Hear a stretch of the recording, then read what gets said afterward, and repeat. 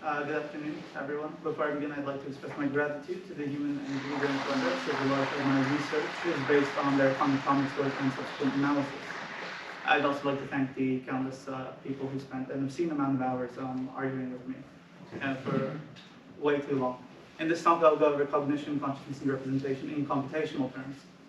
However, it's important to note that the computations I'm summarizing here are based upon computations known to exist within the human cortex. I'm, of course, happy to go over those finer points later on. I'll also be avoiding some of the more philosophical arguments for brevity's sake, but I'm, again, happy to go over them and discuss them. All right, this is the cortical column. There are many layers, but this one's mine. This is a mouse, it's not mine. This column in particular is a portion of a much larger digital reconstruction of mouse neocortex completed by the Human Brain Project and Blue Brain Project that my work is based on. My work as of late has been to outline precisely how these columns compute and to generally explore how formalization of these networks and propagations through them allow for processing to occur, specifically representational processing. In humans, there are about 2 times 10 to the 8 cortical mini-columns, so there are a lot of them. All of them are remarkably regular in their internal organization and remarkably regular in the way that they react to stimuli. The neocortex is important to higher order thinking and is the most recent evolutionary addition to the cortex at large. My question in looking at this was relatively simple. What the heck's it doing? And in short, it's acting as a data retention and processing structure in the form of a directed hypergraph. What is that? This is a graph. It's a simple all-to-all connected set of nodes demonstrating the relationship exists between nodes. How many people are familiar with topology here? Let's quick raise your hand. Okay, I'll go fast. This is also a graph, again, a set of nodes which are again all-to-all connected. This is yet another graph. This one has weights at the edges of connections between the nodes. This captures the probability of one node directing or relating to another. A hypergraph is like a graph, but it also demonstrates the relation between sets of nodes explicitly. So nodes here could represent, all of us here. We could imagine that the entire hypergraph represents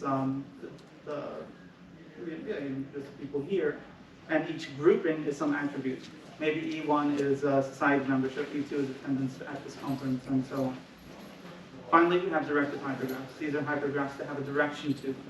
So each node is a set of individuals. Set 1 directs to set 2, set 2 to set 3, and set 2 and 3 direct to sets 4 and 5, and so on. So why do we care about hypergraphs? Well, because directed hypergraphs and propagations through them can compute and capture a remarkably representation-like set of structure and functions. This structure allows for the activation of varying subsets of neurons and therefore variation of peripheral neural subsets with the retention of a core subset. Moreover, such a structure allows for arbitrary binding of neural sets through functional coactivation. Directed hypergraphs as data structures naturally encapsulate hierarchies and particle relations, which is very important, obviously, for humans to be able to do. This isn't everything, however, by it on its own, right? You can say, well, that's nice and all, but just because there's a mathematical formalization that can do these things, that doesn't mean that that's how the brain parses things apart, puts them back together again, right? That's not necessarily how the brain accomplishes these tasks. And I agree.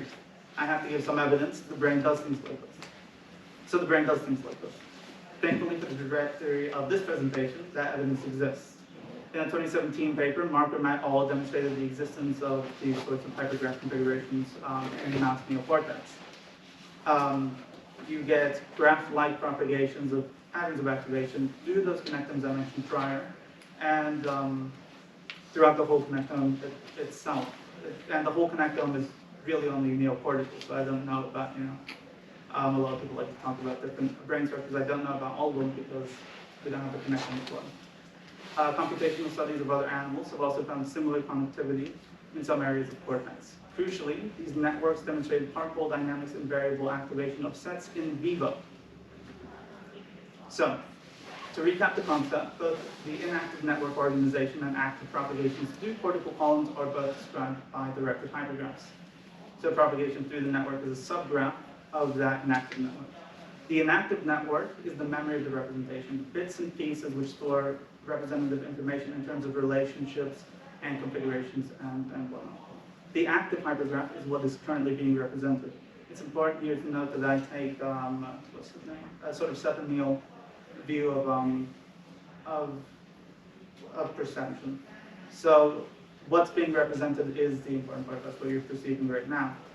And as mentioned before, propagational dynamics through these enable certain kinds of representational like processing. I'm just going to call them representational. And these are things like rotation, particle relationships, hierarchical relationships, and binding. And I can talk more about that later. Specifically binding, once you get something like V1, you get these systems to interact, you get some interesting dynamics. That was briefly a neural correlate of representation, very roughly. That by itself is obviously not enough to account for conscious report, much less the experience of being conscious. In order to do that, we require more. Here, I will outline two neural mechanisms, which when combined create a mechanism capable of computing change detection. And this will become important later when we talk about conscious report and why we're really bad at it. Those mechanisms are XOR and an induction mechanism. Induction here being computational, just think time delay. So, how many people here, and most people know logic gates, right? Yeah? Alright. So we'll just skip through that. Alright. You get an XOR logic gate.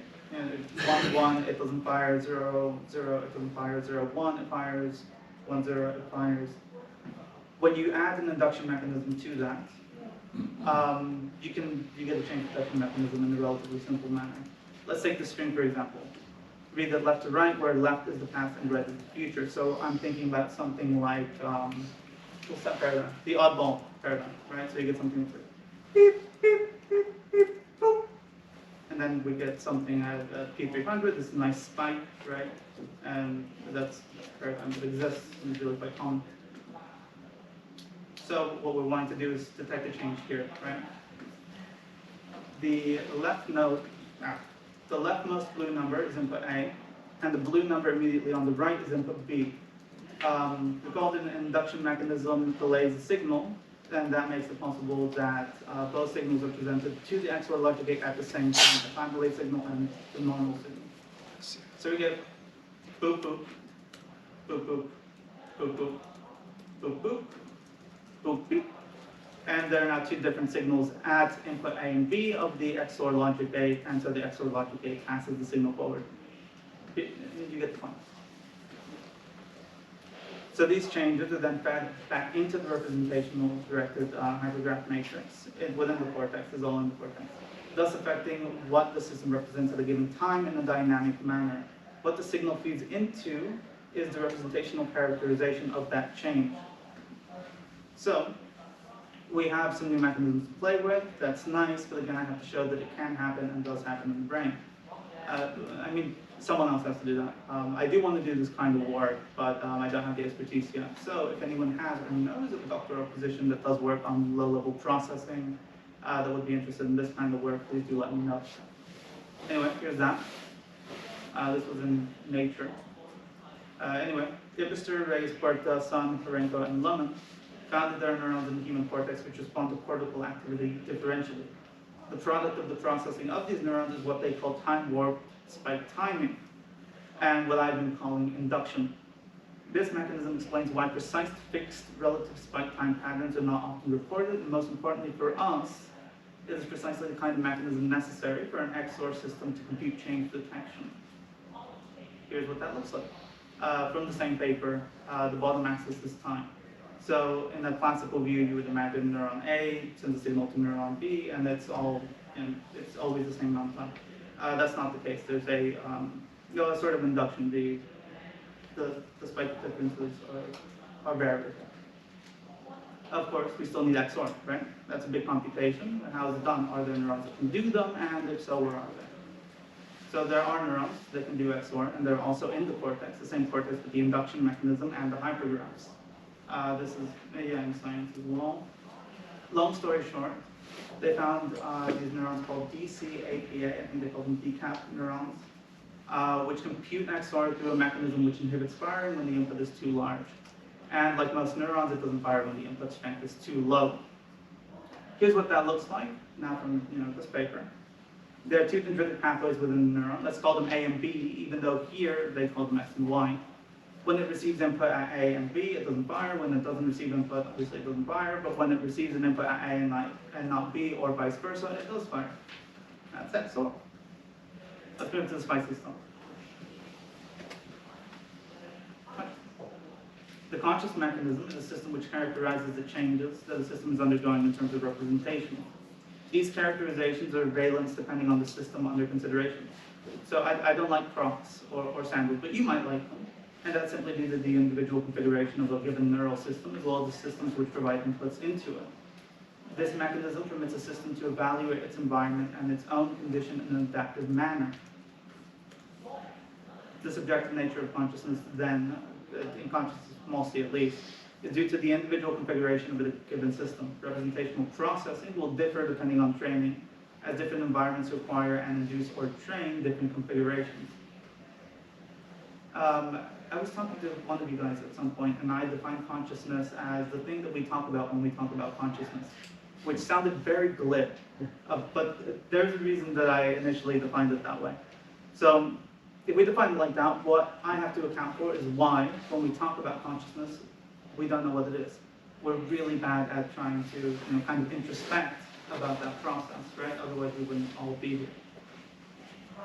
The inability to characterize the conscious process, why it's been a mystery to us for so long, is due to the fact that the system cannot evaluate its own function with itself. I mean, how could it? It's meant to characterize itself. It's not meant to characterize itself. It's meant to characterize the environment and the biological system under consideration. The process representation is not to process its own functioning. This falls naturally out of this sort of system. It's not the only thing that falls naturally out of the system.